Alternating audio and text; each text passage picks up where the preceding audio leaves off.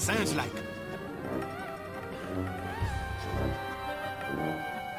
Freddy's there. Bicycle. Pony!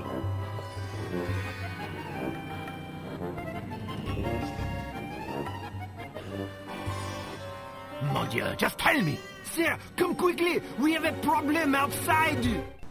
Welcome to GameSpot Live. I'm Greg Kasavin, sitting in for Erik Wolpaw, who had the fortune of reviewing No One Lives Forever 2: A Spy in Harm's Way for us. It's the sequel to GameSpot's 2000 Action Game of the Year winner, and in general it just improves on every single thing that was great about the original first-person shooter, and once again just has this unique brand of humor and just a lot of exciting action sequences and a lot of creativity all throughout. The details have changed, but the story of the sequel is basically like that of the first game. Once again, you play the beautiful and talented secret agent Kate Archer, a servant of an organization called Unity, in its vigilant quest to rid the world of an organization known only as H.A.R.M, which is kind of causing all kinds of turmoil all throughout. In tracking them down, you'll head to places that are somewhat conventional, like undersea laboratories and other secret installations, but you'll also go to more interesting locations like Japan and also Ohio, a place that really hasn't been shown before in any other game to date, so consider it exotic.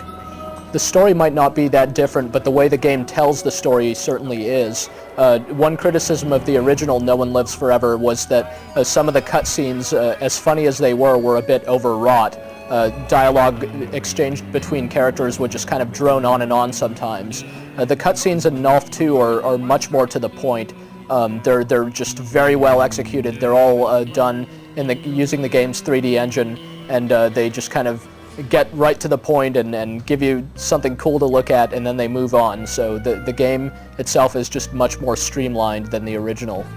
It's still really funny though. You'll see a lot of great sight gags, get to use a lot of really weird gadgets, and get to overhear a lot of really funny conversations from H.A.R.M's neurotic and beleaguered henchmen, whom you'll then get to put out of their misery for goodness sake.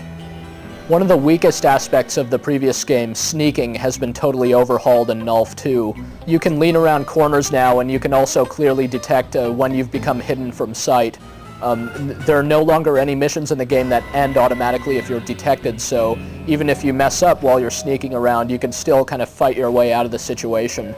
Sneaking is a lot more forgiving in general in the sequel. For instance, if you actually are caught, you'll notice that a lot of the alarms in the game are localized, so only nearby enemies will come to attack you. It doesn't mean that all of a sudden every single enemy in the whole level is going to be breathing down your neck. It's now viable basically to sneak your way through just about every mission in the game. There are a lot of side passageways that you can take, and just the level design is really great in general in letting you either kind of take a direct approach or a much more hidden one. The artificial intelligence of your enemies is also a lot better than before, for the most part. Actually, the combat AI in NOLF was quite good to begin with, and it's better here in some ways. You'll notice how enemies will sometimes try to flank you, and they'll even use those side passageways in the levels to try to get around behind you while their friends are distracting you from the front. You'll notice improvements in the AI outside of combat too. If you take out an enemy from a hidden position, you'll see his brethren kind of walk up and check on him and realize he's dead, and then start looking for you, opening closets and doors and kind of muttering to themselves and stuff like that. Basically, the enemies act in a really believable fashion. As before, there are lots of bonus objectives that you could complete within each level, but now there's actually an incentive to do so, short of just reading a bunch of funny memos. You actually gain skill points, which you can then apply to Kate's different characteristics, so you can improve her accuracy or her reload rate and stuff like that. It's a nice incentive for kind of searching every nook and cranny of every level, but it's not so much that it unbalances the game. You could get through it if you just try to breeze through each level, but there's something extra for you if you want to try to find everything. The game consists of about 40 levels spread across 15 big chapters, and all throughout the game you'll see some really impressive graphics rendered using Lithtech's next generation Jupyter engine. In particular, the way the characters look in NOLF 2 is just really, really impressive. They have a stylized and really expressive look to them. They actually look like they're acting during the game's cutscenes. You'll see some really subtle facial expressions and get to hear some really good voice acting coming from them also. But in general, the NOLF 2 graphics engine handles large open terrains and also kind of indoor environments equally well, and the textures are sharp and clear, and in general just the game looks great. In a genre that has a lot of very good multiplayer-focused games, the designers of NOLF 2 sought to concentrate on the single-player experience, which really shows. The game's only multiplayer portion consists of a cooperative mode for 1 to 4 players, which is basically a 4-chapter side story in which you play characters other than Kate Archer.